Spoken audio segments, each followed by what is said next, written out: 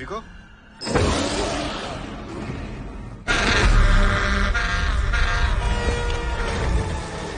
दोस्तों आज हम कंजूरिंग सीरीज की fourth movie Annabelle comes home को एक्सप्लेन करने वाले हैं। इस मूवी के डायरेक्टर गैरी डबरमैन हैं और इस मूवी की स्टोरी भी इन्होंने प्लस जेम्स वान ने लिखी है और इस मूवी को James one plus Peter Samran द्वारा प्रोड्यूस किया गया है। यह मूवी जून 2019 में आई थी। तो चलिए देर न करते हुए मूवी की स्टोरी आगे बढ़ाते हैं।